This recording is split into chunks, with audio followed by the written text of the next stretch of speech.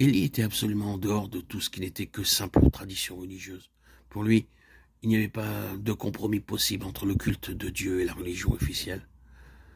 Quand on cherche à se faire une idée d'ensemble de sa vie, c'est cela qui ressort avec le plus d'évidence. Il n'y a rien de plus frappant ni de plus éloquent pour nous que l'exemple de cet homme qui vit complètement séparé du système religieux représenté par Achab. La piété à la mode avait cessé d'être un témoignage authentique à Dieu. Et pour Élie, une fidélité absolue impliquait une séparation absolue. Plutôt être seul avec le Seigneur que de s'associer à quelque chose qui n'est plus pour lui qu'une vivante déception. Quand il sort grand et digne de son tête-à-tête avec Dieu, c'est pour clamer sa protestation contre une religion qui fait fausse route. Attitude coûteuse, car la persécution et l'opprobre qu'il rencontrera sur son chemin lui seront infligés, non par le monde, ce serait plus facile à accepter, mais par le peuple de Dieu lui-même. Expérience commune à tous ceux dans tous les temps qui eurent la hardiesse de prendre nettement position en faveur de ce qui est de Dieu. La netteté dans les paroles et dans les actes est une chose que l'ennemi ne pardonne jamais, a dit une femme de Dieu. Il en sera toujours ainsi, mais si Dieu est pour nous, qui sera contre nous? Être un Élie suppose dans notre attitude vis-à-vis de Dieu l'absolu, avoir une croix au centre de notre vie.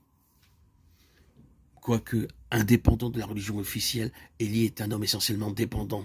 Toutes ses ressources sont en Dieu, qui reste seul juge des besoins de son serviteur. En ce qui concerne sa subsistance, il y a un fait très significatif, c'est que la Bible ne fait mention nulle part à propos d'Élie de ressources et de moyens naturels. Il dut avoir cela, va de soi, une vie physique normale, comme vous et moi. Mais le Saint-Esprit omet soigneusement toute allusion à cette vie-là, pour ne nous parler que des ressources qu'il obtient d'une intervention spéciale de Dieu. Les corbeaux au torrent de Kérit, l'huile et la farine chez la veuve de Sarepta, les provisions préparées à 2 reprises par l'ange au cours de la fuite à Horeb. Même son énergie physique est soutenue de façon surnaturelle. Un jour, la main de l'Éternel fut sur Élie, lisons-nous, et il devança le char d'Achab. Une autre fois, les forces que Dieu lui donne sont telles qu'il peut marcher 40 jours et 40 nuits. Il n'est pas jusqu'à sa protection qui lui soit assurée par Dieu lui-même.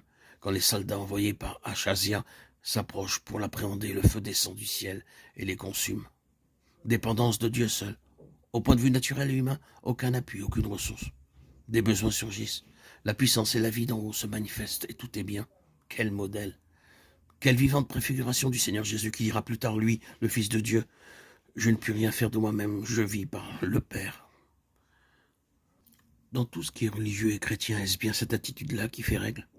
Peut-on dire avec vérité qu'à l'heure actuelle, les activités issues de l'Évangile s'inspirent de tel exemple? Hélas, ne fait-on pas grand cas au contraire des appuis humains? Est-il exagéré de dire qu'on fait quelquefois la cour aux ressources de ce monde et à ses méthodes commerciales?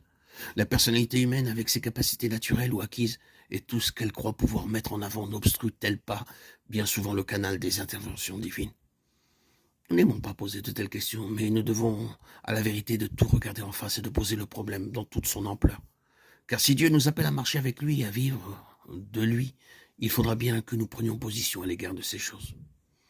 En toutes circonstances, un Élie regarde en haut, sachant que le Dieu qui est avec lui est capable de satisfaire à tous ses besoins. Si nous voulons être vêtus de l'esprit de la puissance et de la puissance d'Élie, nous devons cesser de donner aux moyens naturels de subsistance une place de premier plan, comme c'est trop souvent le cas. Le Saint-Esprit nous réclame avec jalousie. Jacques 4,5. Et il ne mettra jamais son sceau sur un ministère qui a son point d'appui sur la terre.